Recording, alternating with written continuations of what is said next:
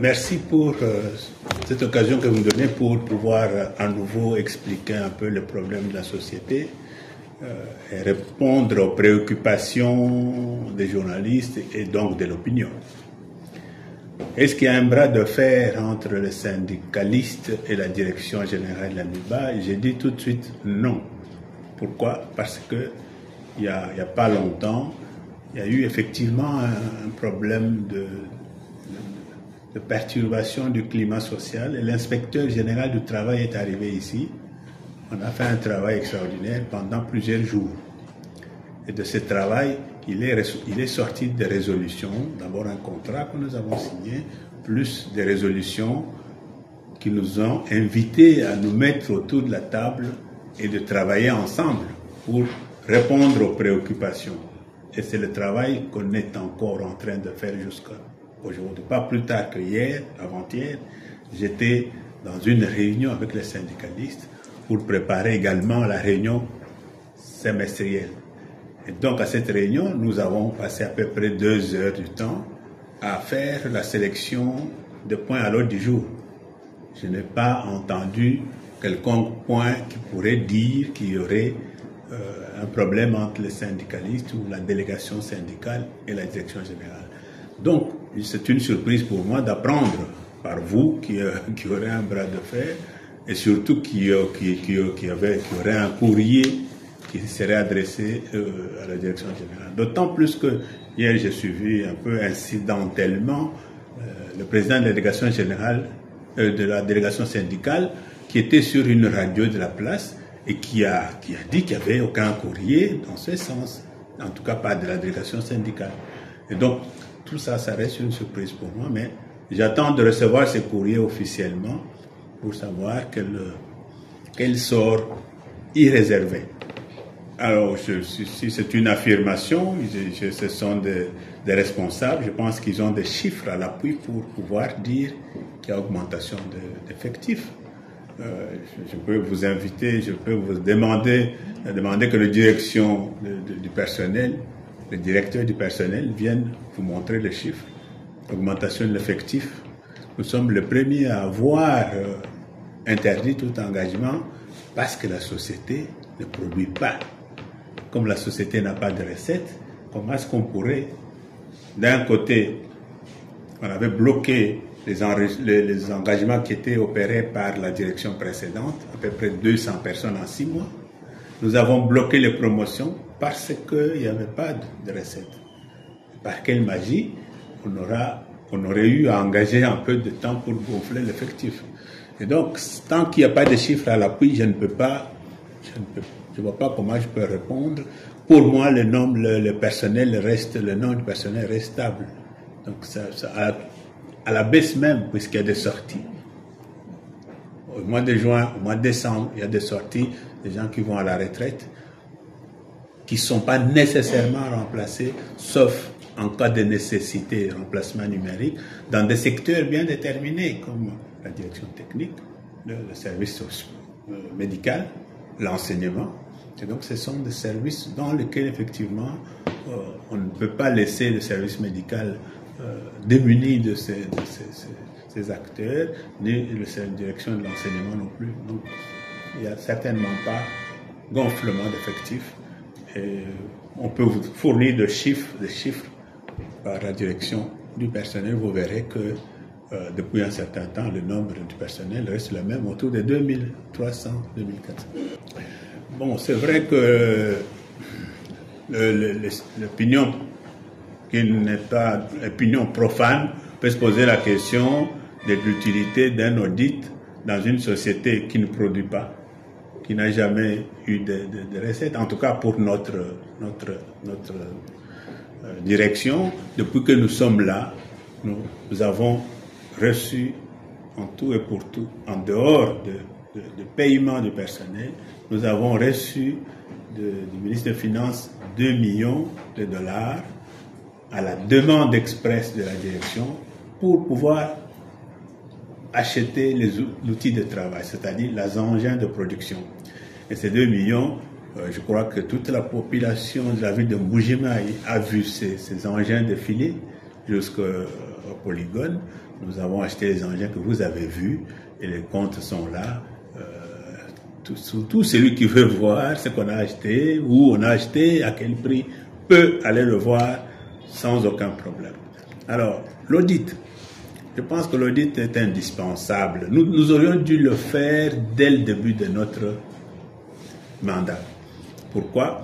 Parce que c'est logique de faire un état des lieux, savoir qu'est-ce qui a été fait, est-ce que ça a été bien fait, y a-t-il des procédures auxquelles il faut se soumettre, s'il faut des corrections, le faire pour pouvoir travailler correctement.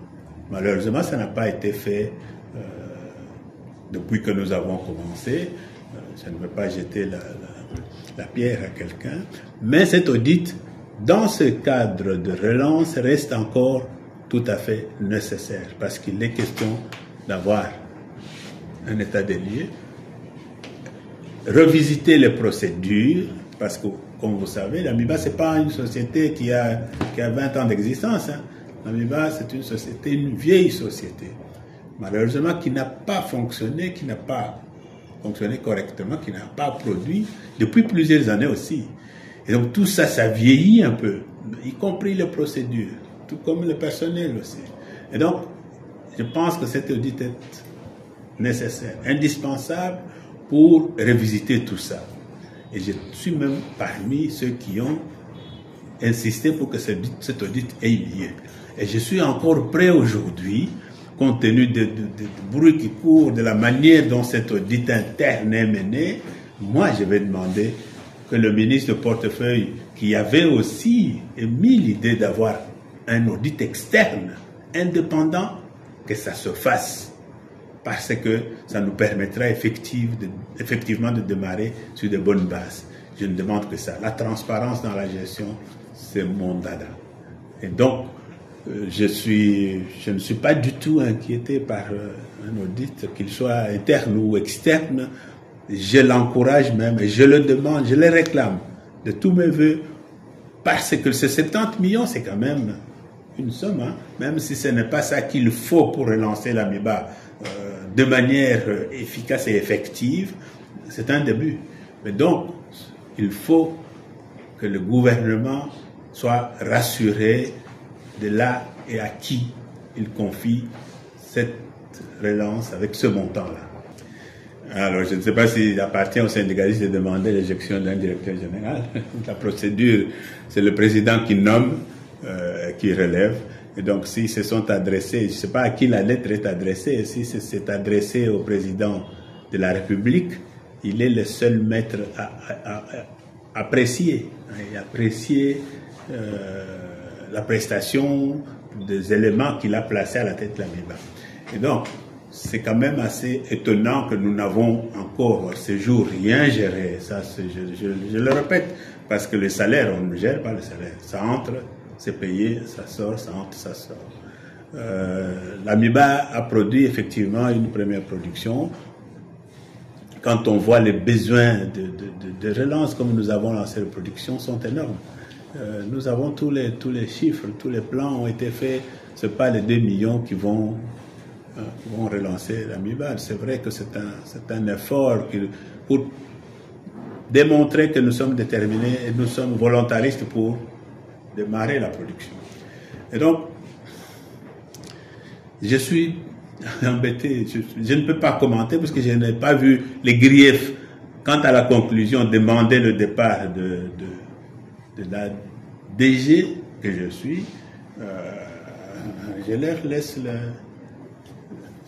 la responsabilité de leur déclaration et attendons que le chef de l'État qui nomme et qui relève soit informé de ce qui se passe. Parce que c'est quand même étonnant que la commission est en train de travailler. L'audit est en cours. Comment est-ce qu'on a déjà devancé l'audit pour dire le DG gère mal? Il a géré quoi?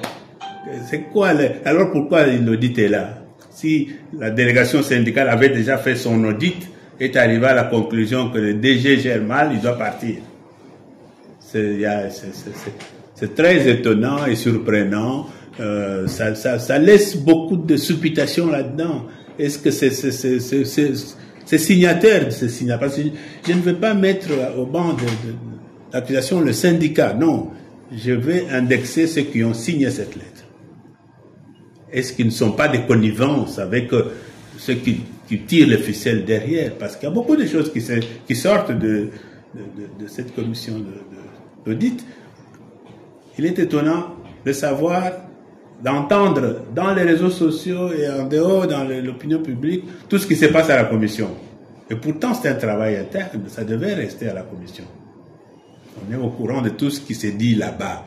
Et donc, on peut se demander si ces membres signataires de cette lettre, que je n'ai pas encore reçue officiellement, s'il n'y a pas une connivence quelconque, s'il n'y a pas derrière tout ça une main noire qui tire la ficelle. J'ai tendance à le croire, mais je ne vais pas tirer ma conclusion de cette manière-là. J'ai dit, ceux qui ont signé cette réclamation adressée, je ne sais à qui, ils auront peut-être la réponse qu'ils attendent du chef de l'État. C'est vraiment des déclarations fantaisistes. Les gens qui disent ça, c'est qu'ils ne connaissent pas comment l'AMIBA fonctionne. Si ce sont des syndicalistes, alors je suis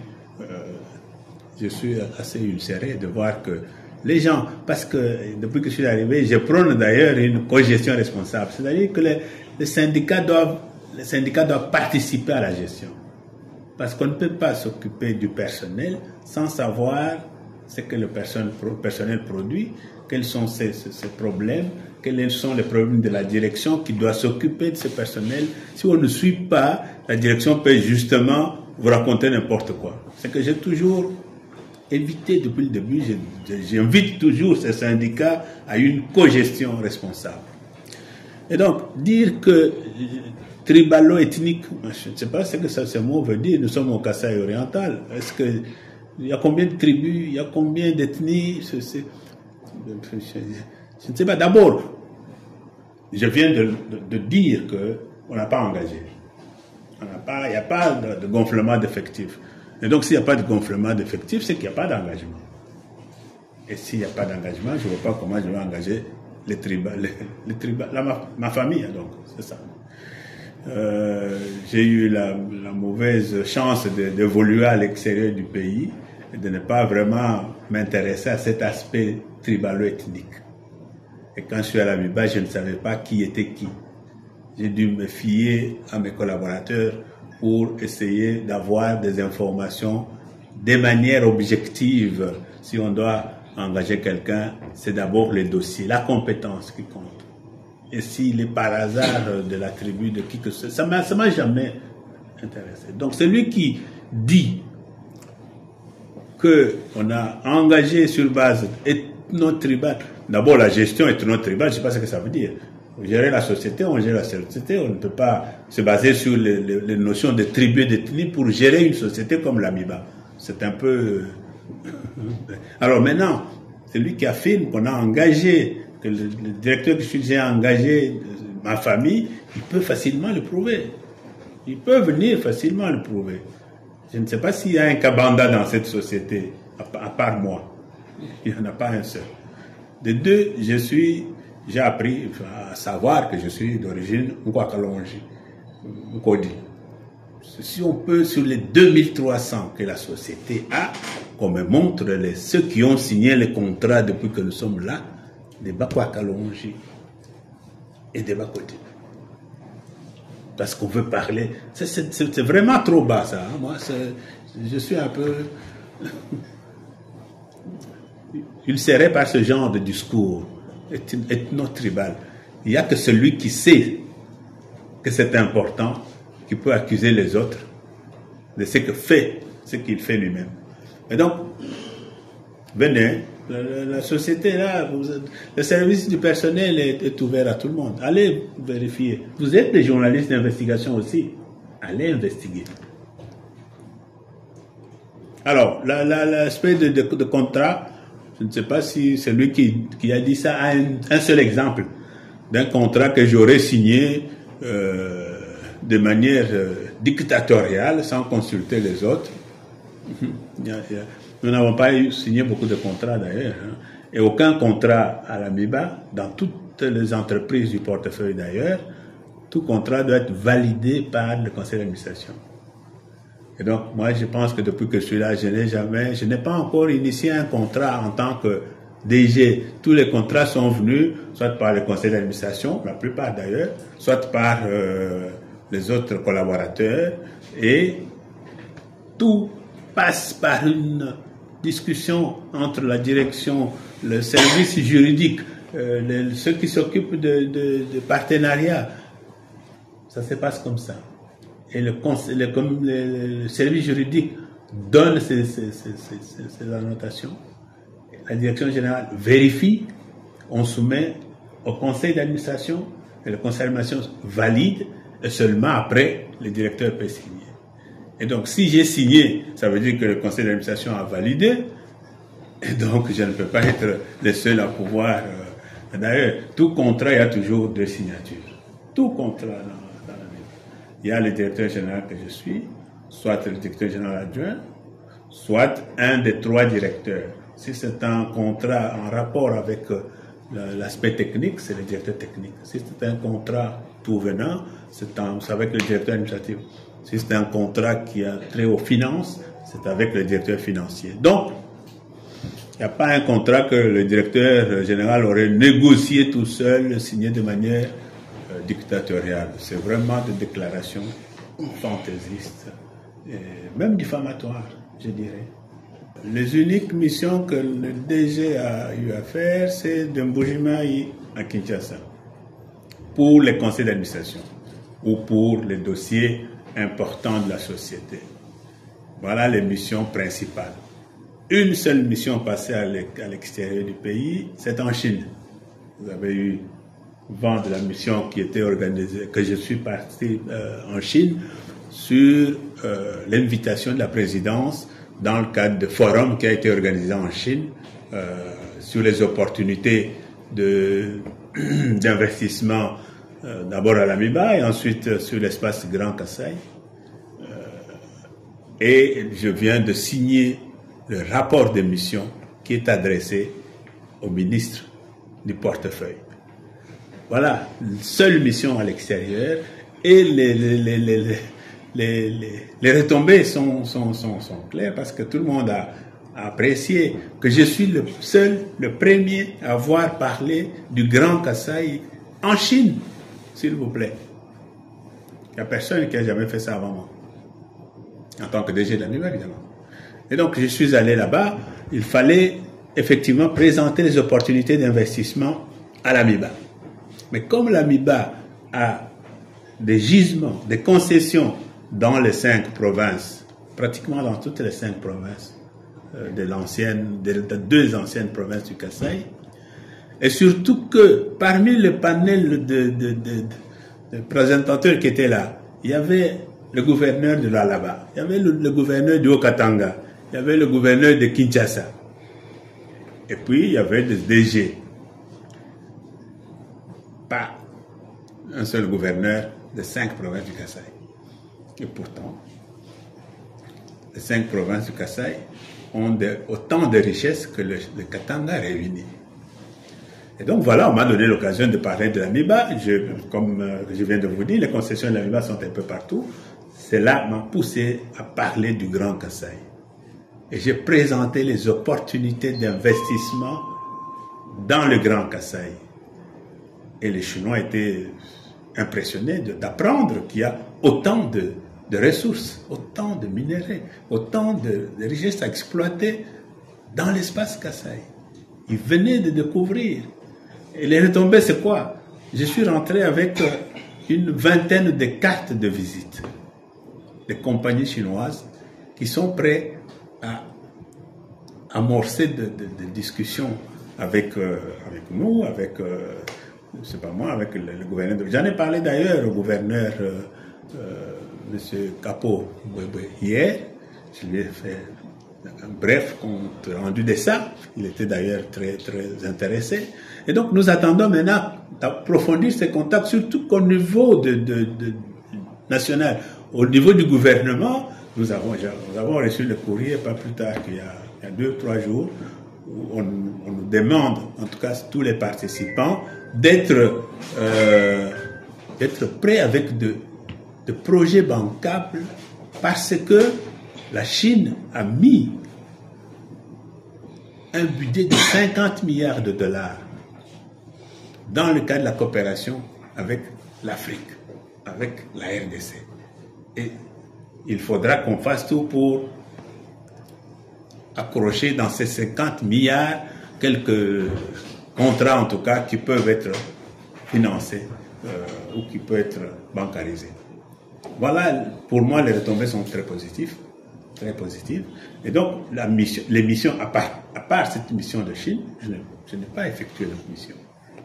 Et même d'ailleurs, ce n'est pas un secret, parce que le directeur financier peut vous le prouver, la société me doit mes frais de mission. On ne m'a pas encore payé. On ne m'a pas encore payé mes frais de mission. Donc, voilà, je suis quasi le seul des administrateurs qui a des arriérés de frais de mission, alors que tous les autres sont déjà payés. Voilà ce que je peux vous dire par rapport aux missions. La première question. C'est un rapport avec les arriérés des salaires. Ah oui, de paiement, de 4 mois de salaire, oui. Mais donc ça c'est important parce que vous savez que quand nous sommes arrivés, on a trouvé, il y avait 6 mois d'arrière de salaire. Nous avons commencé au mois de septembre-octobre. Le personnel venait de toucher le salaire du mois de mars ou du mois d'avril. Donc il y avait 6 mois d'arriéré.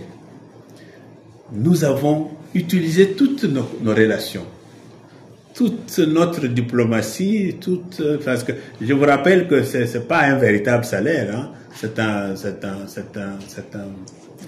forfait de survie décidé par le chef de l'État qui a demandé au gouvernement de mettre à la disposition de l'AMIBA, comme l'AMIBA ne produit plus rien depuis un temps, et que le travailleur était toujours là, au poste, il y en a qui continuaient à travailler d'une manière ou d'une autre. Et donc il fallait mettre à la disposition de l'AMIBA $1 million pour payer de manière forfaitaire les travailleurs. Et donc là-dessus, il y avait, malgré qu'il y avait déjà des arriérés de salaire, il y avait aussi un retard de 6 mois. Nous avons réussi à combler ce retard au bout de 5 mois. 5-6 mois. Parce au mois d'avril ou mars, les travailleurs de l'AMIBA venaient de toucher leur salaire du mois d'avril. Donc, tout a été comblé. Et avec le gouvernement sortant, le gouvernement Samalou Kondé, le ministre des Finances Nicolas Kazadi, nous avons réussi à obtenir un paiement régulier jusqu'au mois de mai. Changement de gouvernement. Le nouveau ministre des Finances a payé 1 mois après plusieurs insistances, après plusieurs réclamations. Il a payé 1 mois, le mois de mai. Depuis lors, plus rien. Tout est bloqué. Et nous avons même, à une des réunions ici, les syndicalistes, dans une délégation syndicale, en tout cas la personne du président, se sont offerts pour que nous fassions les démarches ensemble pour contraindre le ministre des Finances à régulariser cette situation. Parce que ce n'est pas l'argent du gouvernement, c'est l'argent de l'AMIBA. Donc on nous donne des avances sur créances. Ça veut dire que l'État nous doit. Au mois de décembre, c'était à peu près 50 millions. Et c'est là-dessus qu'on doit nous remettre un montant à payer aux travailleurs chaque mois. Mais malheureusement, ça ne vient pas. Et l'explication se trouve aux finances. La société, je l'ai dit, ne produit rien. Nous n'avons pas d'autres recettes que les recettes de la production. Depuis que nous avons acheté les engins, nous avons commencé notre production au mois d'août, qui est encore très précaire et même vacillante parce que le courant, vous avez vu quand vous êtes arrivé, le courant est parti peut-être 2, 3, 4 fois déjà. Parce que le courant nous pose énormément de problèmes. Et donc la production ne suit pas. Parce que le courant ne suit pas. Et donc l'AMIBA n'a pas... Moi, je veux bien payer. Je payerai même jusqu'à la fin de l'année. Mais ils peuvent me donner l'ultimatum qu'il faut, qu'ils veulent. Je ne peux pas sortir l'argent de ma poche pour payer le personnel 4 mois. Ça va sortir. Ils savent où se trouve le problème. Ils étaient prêts à aller faire ces démarches à Kinshasa il n'y a pas 3-4 semaines. Aujourd'hui, ils croient que le directeur va sortir, le directeur général va sortir de l'argent de sa poche pour payer 4 mois. Ça, c'est du populisme. Et c'est même, c'est pas moi comment qualifier ça. C'est un peu léger de dire que le directeur va sortir de l'argent pour payer 4 mois de salaire alors qu'ils savent d'où vient le problème. Pourquoi ils n'ont pas réclamé les 6 mois avant qu'on arrive? Il y a quelque chose d'anormal. Donc il y a anguille sous roche. Voilà. Et ça me pousse même à commencer à penser que ceux qui ont signé cette lettre-là, ils ont des arrière-pensées où ils sont manipulés par des mains noires qui les manipulent pour que cette période où l'État a décidé de financer la relance, qu'il y ait des ordres pour que l'État ne donne pas de l'argent. Donc ce sont des gens qui sont contre la relance. Ça c'est ma conclusion personnelle, ça n'engage que moi. Mais les faits montrent que si on veut mettre du désordre dans Miba aujourd'hui, si on veut inciter le personnel à faire du désordre, à abandonner le travail ou à faire quoi, c'est-à-dire qu'on est contre la relance. On est contre la relance. Parce qu'il y a eu des retards beaucoup plus importants que 4 mois. Il n'y a jamais eu de problème. Jamais eu de problème. Seulement maintenant. Donc, les signataires de cette lettre-là, moi, leurs intentions ne sont pas difficiles à dévoiler, ceux qui sont manipulés pour qu'ils puissent jouer le rôle de ceux qui ne veulent pas que l'Amiba soit relancée, ceux qui veulent tuer l'Amiba justement pour profiter, ou qui veulent nous décourager pour qu'ils continuent à voler les diamants de l'Amiba, et peut-être qui croient que les millions, on va les donner comme ça, ils peuvent encore se servir. À moins que ce soit eux-mêmes qui ont ces calculs-là. Bon, je pourrais répondre, c'est une question qui ne demande même pas que je me réfère au document. Parce qu'en tant que gestionnaire, je suis censé visiter tous les coins de l'usine, de la société, pour savoir ce qui va ou ce qui ne va pas. Pour dénicher des éventuels problèmes, pour apporter des corrections. C'est ça mon devoir en tant que gestionnaire au quotidien. Je n'ai pas à demander l'autorisation à qui que ce soit. Je vais demander à qui? C'est moi le patron de la société. Donc, je vais demander l'autorisation à qui? Au directeur de sécurité pour aller à la zone de... Il y a un problème. Ou bien au conseil d'administration. Je vais sonner au président du conseil d'administration. Est-ce que je peux aller à la centrale pour aller... Il y a un problème. Mais je vais vous montrer, parce que j'aime parler avec des éléments objectifs. Vous voyez ça? Ça s'appelle règlement de sécurité zone haute sécurité de Dissélé. Ça veut dire la centrale. Et à l'article 1er, au point 1, accès à la zone haute sécurité. Autorisation. Qui sont autorisés à accéder à cette zone? Peuvent accéder à la zone de haute sécurité le personnel MIBA et sécurité extérieure, Yévron, ceux qui travaillent là-dedans. Ils sont autorisés à y accéder. Les visiteurs munis d'une autorisation validée, donc valide, dûment datée et signée par le chef de département de sécurité et protection et portant le sceau de qui? De la direction générale. Donc c'est moi qui autorise. Donc le fait de je mettre le sceau là-dessus, j'autorise. Et moi-même, on va me défendre d'aller là-bas. Point 3. Les autres membres du personnel. Le DG est membre du personnel. Il n'est pas en dehors du personnel. Autorisés par la nature de leur fonction. Tous ceux dont la fonction exige qu'ils aillent là-bas, ils peuvent y aller sans demander l'autorisation de qui que ce soit. Enfin, suivre la procédure. Et donc, moi, en tant que gérant, gestionnaire, ma fonction, la nature de ma fonction, c'est quoi? C'est pouvoir passer partout. Suivre même la production, là. Je dois suivre cette production-là. Et la personne dont on dit que j'étais accompagné, c'est ma secrétaire qui est là. Elle est là. Elle est avec moi partout où je pars. Parce que c'est elle qui s'occupe de mes téléphones, qui s'occupe de... C'est elle. Et donc, je suis avec elle, même dans cette zone-là. Mais elle est fouillée avant qu'elle entre, hein, évidemment. Donc, elle ne peut pas entrer et sortir sans être fouillée. Mais donc, j'étais parti, et heureusement que je suis parti là-bas, c'était un certain mercredi ou jeudi, je ne sais plus. C'est grâce à cette visite-là que j'ai découvert que la centrale de triage était quasi dans le noir. Parce qu'un local qui a la moitié de ceci, il y avait seulement 2 ampoules qui étaient allumées. Ça m'a tout de suite frappé. Je dis, comment la centrale est dans l'obscurité comme ça? Et donc, j'ai dû remarquer qu'il y avait des ampoules qui étaient grillées. Et le chef de service de s'expliquer, ah oui, on a déjà fait le rapport, on a déjà fait la commande, etc. Deuxième chose, en y entrant, j'ai fait la remarque, mais il fait horriblement chaud dans ce local. Comment est-ce que vous travaillez? Et puis, on s'est rendu compte, au lieu de 2 ou 3 climatiseurs habituels, il n'y avait qu'un seul qui soufflait d'ailleurs dans le vide, qui donnait de l'air chaud.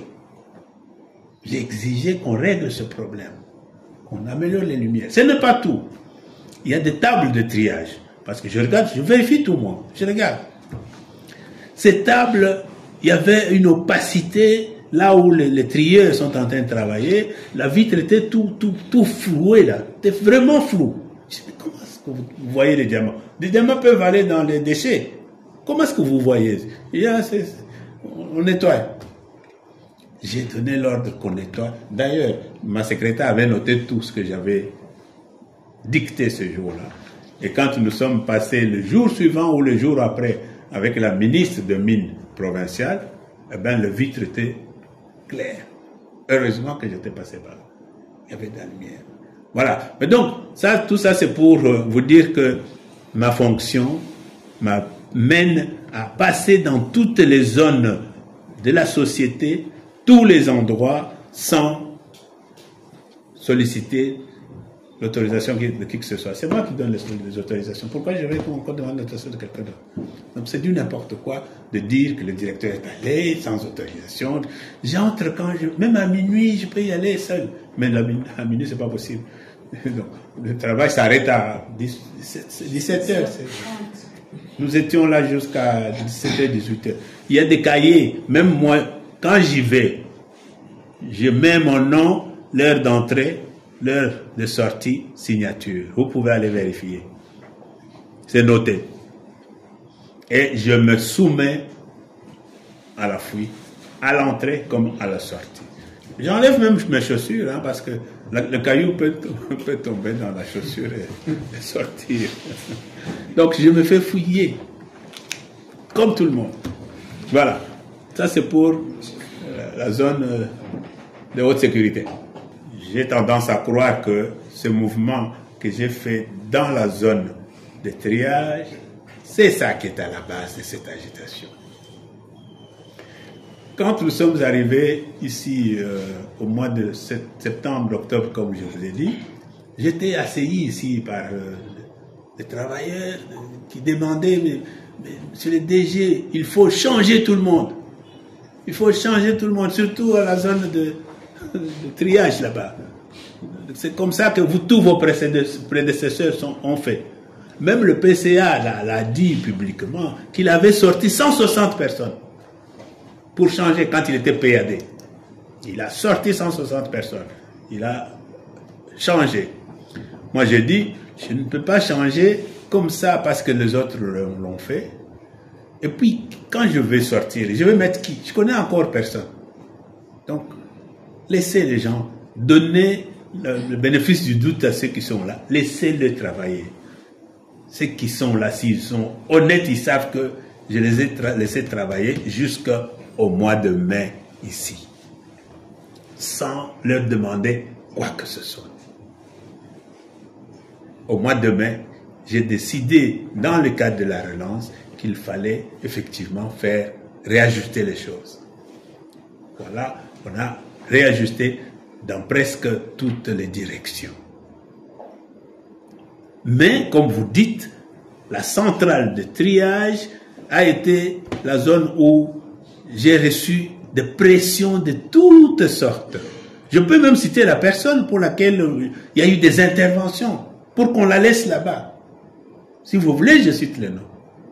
Mais je ne veux pas citer le nom. Je ne veux pas citer le nom. C'est une seule personne pour laquelle il y a eu plus de 15 interventions. Ah, il faut laisser cette personne-là, elle a été formée. Je dis non, il y a d'autres personnes qui sont formées. Il y a d'autres personnes qui ont déjà travaillé là-bas. Non, pourquoi?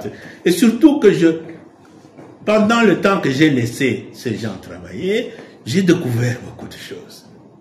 C'est-à-dire qu'il y avait des réseaux, effectivement. Des réseaux bien organisés. Des gens qui travaillaient avec des comptoirs à l'extérieur, qui sortent des diamants. C'est difficile à mettre la main dessus, mais puisqu'ils savent comment ils opèrent. Mais ce n'est pas vraiment pour ça, mais j'ai voulu mettre une nouvelle dynamique dans cette centrale, renouveler l'esprit. Et mon intention n'était pas seulement de changer, c'est d'instaurer une dynamique de changement régulier pour éviter que les gens qui s'habituent là-bas mettent en place des réseaux. Ils peuvent entendre ce que je dis. Ceux qui sont là aujourd'hui seront aussi changés d'ici quelques temps. Donc, il faut qu'il y ait roulement de gens pour que les gens ne s'habituent pas à mettre des réseaux en place pour voler le diamant. Et les résultats de ça, on peut aussi aller vérifier. Eh bien, la qualité de nos diamants. C'est vrai que nous travaillons dans les kimberlites aujourd'hui. La production n'est pas très importante parce que la roche est quand même difficile à travailler. Les engins que nous avons ne nous permettent pas d'aller en profondeur pour avoir le rendement que nous voulons. Mais le peu que nous avons là, la qualité la quantité de diamants de qualité dans cette société, on n'a jamais dépassé les 5%, c'est 6%. Et on a aussi déjà travaillé dans le Kimberley. Dans ce massif 1 là, on l'avait déjà travaillé aussi là-dedans. Donc on ne peut pas dire que c'est parce qu'on est sur le Kimberley. Non. Mais au jour d'aujourd'hui, le pourcentage de diamants, nous avons atteint 25%. Nous avons atteint le 25%. Et hier, on était encore à 15%. Et donc, c'est-à-dire que la qualité de diamants de qualité, la quantité s'est améliorée, je dirais, grâce à ce changement. Je ne peux pas dire autre chose. C'est vrai que sur Kimberley, mais la Kimberley a déjà été exploitée, ce n'est pas la première fois. On n'a jamais atteint cette quantité-là de diamants. Donc, le changement a été justifié. D'ailleurs, si vous regardez le contrat que chaque agent MEBA signe, à l'article 1, il est dit clairement ceci, que l'employeur peut déplacer l'agent à n'importe quel chantier, à l'autre, à n'importe quel site de la société, à n'importe quel moment. Et l'agent n'a rien à dire. Voilà. C'est ça le règlement. C'est ça le contrat qu'on signe. Et donc c'est lui qui proteste aujourd'hui, qui veut qu'on le garde absolument là où il est. Il y a un problème. C'est suspect, c'est très suspect. Il y en a même qui ont eu la promotion, mais non, qui veulent seulement rester là où il est. Donc il y a un problème. Voilà par rapport à cette zone centrale. Ce n'était pas un déplacement par plaisir, c'est stratégique. Ça entre dans le cadre de stratégie pour améliorer la production. Je n'ai qu'un seul message à donner, d'abord aux travailleurs. Je pense que le syndicat est là pour défendre les intérêts du travailleur et pas pour s'attaquer à la direction générale.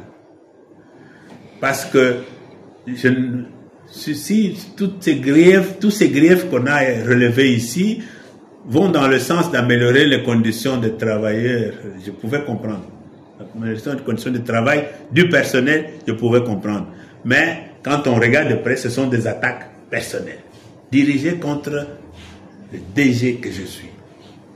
On peut se poser la question, quelle en est la justification, quelle en est la raison principale? Pour moi, ce sont des gens qui sont manipulés. Parce que il y a des choses que je n'ai pas envie de dire, mais que je suis obligé de dire par le concours de circonstances. Parmi les signataires, j'ai la liste ici, parce que je n'ai pas encore vu le document, mais je connais les signataires. Il y en a qui me sollicitaient tous les jours pour leur donner de l'argent. Il y en a à qui j'ai payé le billet entre Mbuji-Mayi et Kinshasa 1 ou 2 fois. Les jours que j'ai, de ma poche, hein, pas de l'argent d'Amiba, de ma poche. Les jours que j'ai dit, mais il ne faut pas que ça devienne une habitude, eh ben, on s'est retourné contre moi. On s'est retourné contre moi. Et donc, il y a des gens qui croient que moi, je pouvais rester dans cette habitude ancienne de soudoyer les délégués syndicaux avec de l'argent, surtout les permanents là. De donner de l'argent. Je vais avoir cet argent où? La commission d'audit est là. Elle est en train de vérifier tout. Mais si j'avais pris cette habitude de distribuer cet argent comme ça, comment j'allais justifier? J'ai donné aux syndicalistes. Pour quelle raison? Non, c'était qu'on soit honnête. Le minimum que je demande aux gens, c'est d'être honnête. Si vraiment on estime que je gère mal, la commission d'audit est encore là, elle va mettre la main sur la mégestion. Mais qu'on tire des conclusions avant même que la commission d'audit ait terminé son travail, il y a anguille sous roche. Soit qu'il y a connivence pour que la commission d'audit dise, voilà, les syndicalistes avaient dit. Donc voilà, il y a mégestion. Mais la mégestion ne se décrète pas, elle se prouve. Ça doit être démontré par des éléments objectifs. Et donc aux travailleurs, je tire leur attention par rapport à cette... On m'a dit que cette délégation syndicale, elle a été élue dans des conditions assez farfelues. Je dis non, ils sont déjà là. Mais il faut veiller sur eux. Parce que quand ils pensent à ils sont en train de défendre leurs intérêts, c'est dangereux pour la société. On ne défend plus les intérêts du personnel. On regarde son ventre et sa poche. Et c'est dangereux. Et donc, au personnel, soyez vigilants avec vos délégués syndicaux. Vous les avez élus, vous avez le pouvoir d'en faire ce que vous voulez. Donc, au personnel, nous sommes ensemble. L'essentiel, c'est quoi? Nous devons préserver le climat, la paix sociale pour que la relance se fasse. Si vous vous laissez manipuler, il y aura, vous pouvez aller en grève. Eh ben, le gouvernement ne sortira pas l'argent de la relance. Parce que c'est ça que les gens veulent. À l'Amiba, ça ne va pas, on gère mal, on ne peut pas mettre 70 millions dans ce climat-là. Et il n'y aura pas de relance. Ça, moi, je peux mettre ma main dans le feu, que c'est ça que ceux qui sont en train de faire du bruit, ils veulent freiner la relance de l'Amiba. Et ils ont des agendas cachés. Aux membres du personnel, je demande qu'ils soient vigilants. Parce que nous travaillons tous pour la relance de la société, dans l'intérêt du personnel et de leurs membres de famille, parce que la situation aujourd'hui en Mbuji-Mayi, je n'ai pas besoin de la redécrire plusieurs fois, elle est catastrophique. La misère, elle est palpable. C'est à cause de l'Amiba qui est par terre. Et qui a mis cette Amiba par terre? On peut se poser la question. C'est pas le DG Kabanda, il n'était pas là quand l'Amiba est tombé en faillite. L'Amiba est en faillite. Depuis plusieurs années, il n'y a pas de production. Est-ce que le DG Kabanda était là? Voilà. Au personnel, vigilance.